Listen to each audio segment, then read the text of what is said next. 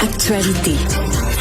Alexandre Moranville-Ouellette aux nouvelles. C'est intéressant l'exercice de notre collègue Rémi Nadeau là, du journal qui nous propose cette semaine de grandes entrevues avec les chefs. Et ce matin dans le journal, c'est au tour de Christine Fréchette. Oui, et Christine Fréchette, l'actuelle première ministre du Québec, là, qui doit essayer, bien évidemment, dans cet exercice-là, de convaincre les électeurs de redonner encore une chance à la CAQ ou encore à l'équipe Christine Fréchette, comme on la baptise désormais.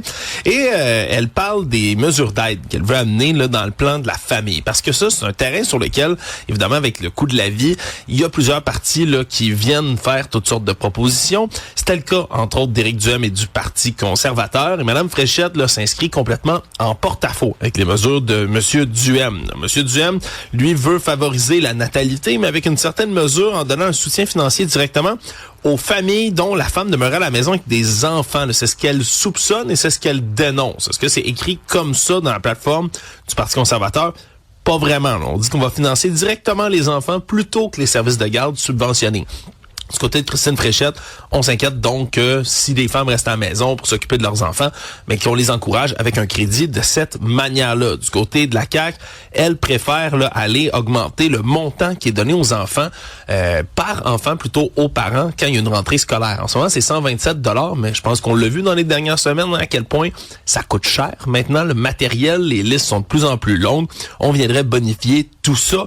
On veut permettre aussi aux parents là, de pouvoir banquer, c'est ce qu'elle dit, là, d'économiser, de banquer, en bon français, une partie de leur congé parental pour pouvoir s'absenter peut-être plus tard dans leur parentalité pour mieux concilier travail, famille. On a toutes sortes de mesures comme ça qui ont été étayées, mais on voit que ça va être un champ de bataille électoral, là, ça, la vie de famille puis l'aide qui est donnée pour essayer de rehausser un peu le taux de natalité au Québec. Et pendant ce temps-là, la proposition du Parti québécois de sabrer Santé Québec, ça fait réagir, ça divise. Oui, ça divise parce que c'est pas tous les organismes, tous les syndicats, tout même les experts là en gestion publique qui s'entendent là, pour dire si oui ou non c'est une bonne idée de sabrer complètement Santé Québec, là, comme l'a affirmé le Parti québécois. D'ailleurs, vendredi, Paul Saint-Pierre Plamondon a dit qu'il allait faire là une annonce pour dévoiler tous les détails de cette proposition-là. Fait qu'est-ce qu'on couperait au complet, en partie, est-ce qu'on garderait certains morceaux?